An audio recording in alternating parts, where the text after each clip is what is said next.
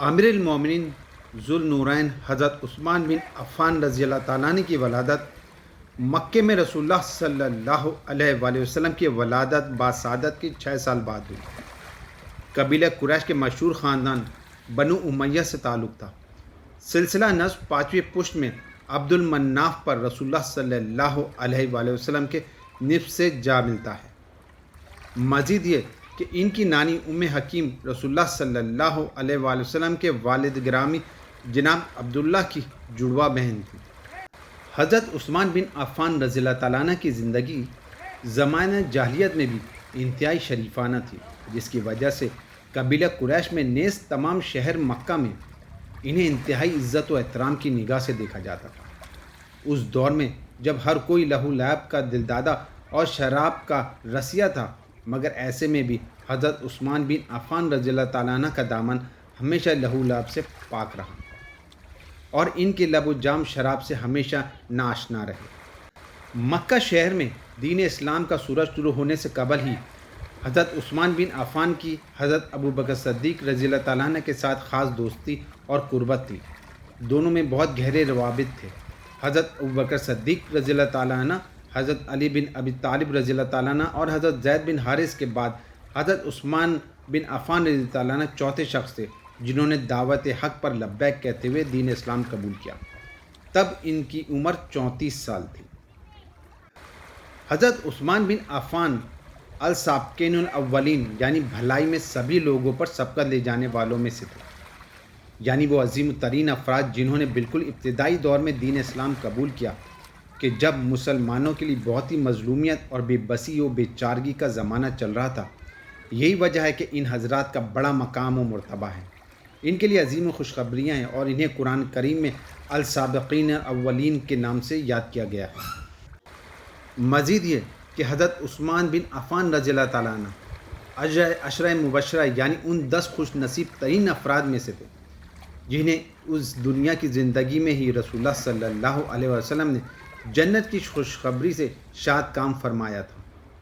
نیز رسول اللہ صلی اللہ علیہ وآلہ وسلم نے حضرت عثمان بن عفان کی متعدد مواقع پر شہادت کی خوشخبری بھی سنائی تھی اور مظلومیت کی خبر بھی دی تھی۔ حضرت عثمان بن عفان رضی اللہ تعالیٰ عنہ کو رسول اللہ صلی اللہ علیہ وآلہ وسلم کے انتہائی مقرب اور خاص ترین ساتھی ہونے کے علاوہ مزید یہ شرف بھی حاصل تھا کہ آپ رضی اللہ تعالیٰ عنہ کے داماد بھی تھے۔ رسول اللہ صلی اللہ علیہ وآلہ وسلم کی صاحبزادیوں حضرت رقیہ رضی اللہ تعالیٰ عنہ اور حضرت ام کلثوم رضی اللہ تعالیٰ عنہ کا نکاح ایام جاہلیت میں ابو لہب کے بیٹوں عتبہ اور عتیبہ سے ہوا تھا۔ آپ صلی اللہ علیہ وآلہ وسلم نے جب اللہ سبحانہ تعالیٰ کی طرف سے نازل شدہ حکم یعنی آپ اپنے قریبی رشتہ داروں کو اللہ کے عذاب سے ڈرائیں کی تکمیل کے طور پر اپنے خاندان بنو ہاشم کو کوئی صفحہ پر جمع کر کے دین برحق کی طرف دعوت دی تو اس موقع پر ابو لہب بگڑ گیا اور یوں کہنے لگا، ترجمہ: نعوذ باللہ، اے محمد تم ہلاک ہو جاؤ، کیا تم نے ہمیں اسی لیے بلایا تھا؟ ابو لہب کی اس بیہودہ گوئی پر آپ انتہائی رنجیدہ و دل گرفتہ ہوئے، جس پر آپ صلی اللہ علیہ وآلہ وسلم کی تسلی و دلجوئی کے لیے سورہ المسد تبت یدا ابی لہب وتب نازل ہوئی، یعنی ٹوٹ جائیں ابو لہب کے دونوں ہاتھ اور وہ خود بھی ہلاک ہو جائے۔ اس پر ابو لہب مزید مشتعل ہو گیا اور اس نے اپنے دونوں بیٹوں عتبہ اور عتیبہ کو حکم دیا کہ وہ آپ کی صاحبزادیوں حضرت رقیہ رضی اللہ تعالیٰ عنہ اور حضرت ام کلثوم رضی اللہ تعالیٰ عنہ کو طلاق دے کر گھر سے نکال دے۔ چنانچہ انہوں نے ایسا ہی کیا۔ کچھ عرصہ گزرنے کے بعد آپ نے اپنی صاحبزادی حضرت رقیہ رضی اللہ تعالیٰ عنہ کی شادی اپنے جلیل القدر صحابی حضرت عثمان بن عفان رضی اللہ تعالیٰ عنہ سے کر دی۔ ان دونوں نے نبوت کے 5ویں سال مکہ سے حبشہ کی جانب ہجرت کی، جہاں اللہ نے انہیں بیٹا عطا فرمایا۔ اس کے بعد نبوت کے 10ویں سال ایک غلط فہمی کے نتیجے میں یہ دونوں میاں بیوی حبشہ سے واپس مکہ چل آئے اور اکثر نو مشرکین مکہ کی طرف سے تکلیفوں اور اذیتوں کے اسی سلسلے سے دوچار ہونا پڑا، اور پھر نبوت کے 13ویں سال ہجرت مدینہ کا حکم نازل ہونے کے بعد مکہ سے مدینہ کی جانب ہجرت کی۔ حبشہ میں قیام کے دوران ان دونوں میاں بیوی کے یہاں جس بیٹی کی ولادت ہوئی تھی، اب مدینے میں قیام کے دوران ان کا یہ لخت جگر جب 6 سال کا تھا، ایک روز اپنے گھر کے سامنے کھیل کود میں مشغول تھا کہ اس دوران اچانک کسی جانب سے ایک لڑاکا مرغہ آیا اور اس بچے کی آنکھ میں چونچ مار دی، جس کی وجہ سے چند دن شدید زخمی رہنے کے بعد یہ بچہ داغ مفارقت دے گیا۔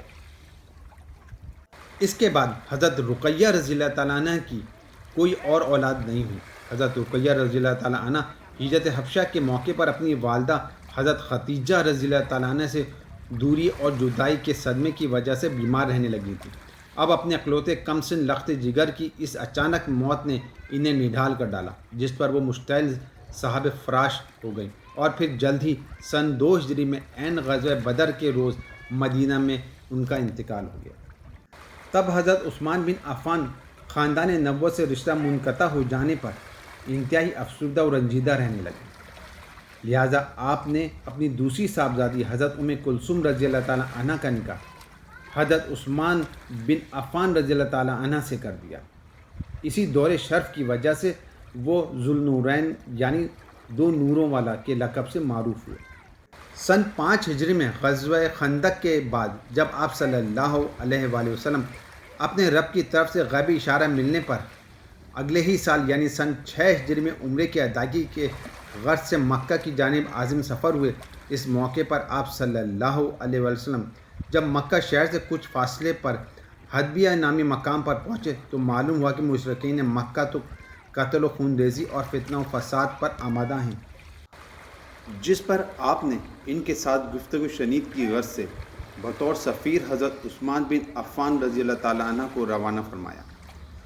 حضرت عثمان رضی اللہ تعالیٰ عنہ جب وہاں پہنچے تو ان لوگوں نے انہیں اپنے پاس روک لیا اور یہ خبر مشہور کر دی کہ ہم نے عثمان کو قتل کر ڈالا ہے۔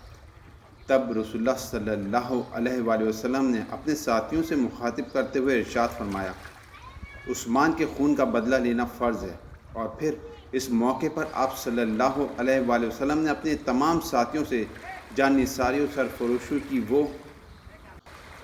تاریخی بیعت لی جسے بیعت الرضوان کے نام سے یاد کیا جاتا ہے۔ اس موقع پر آپ نے اپنا ہی ایک ہاتھ اپنے دوسرے ہاتھ پر رکھتے ہوئے ارشاد فرمایا، یہ بیعت عثمان کی طرف سے، یقیناً اسے رسول اللہ صلی اللہ علیہ وآلہ وسلم کے نزدیک حضرت عثمان بن عفان رضی اللہ تعالیٰ عنہ کی اہمیت اور قدر و منزلت واضح و ثابت ہوتی ہے۔ جبکہ ادھر شہر مکہ میں ان مشرکین نے حضرت عثمان رضی اللہ تعالیٰ عنہ کو پیشکش کرتے ہوئے کہا، آپ جب عرصہ دراز کے بعد مکہ پہنچ ہی گئے ہیں تو اب آپ بیت اللہ کا طواف کر لیجئیں۔ ان کی طرف سے اس پیشکش کے جواب میں حضرت عثمان رضی اللہ تعالیٰ عنہ نے فرمایا، ترجمہ، جب تک خود رسول اللہ صلی اللہ علیہ وآلہ وسلم بیت اللہ کا طواف نہیں کر لیں گے اس وقت تک میں بھی نہیں کروں گا۔ یقیناً اس سے حضرت عثمان بن عفان رضی اللہ تعالیٰ عنہ کے دل میں رسول اللہ صلی اللہ علیہ وآلہ وسلم کے لیے موزان بے مثال قلبی تعلق اور واہلانہ عقیدت و محبت کا اظہار ہوتا ہے۔ دین اسلام کے بالکل ابتدائی دور سے ہی رسول اللہ صلی اللہ علیہ وآلہ وسلم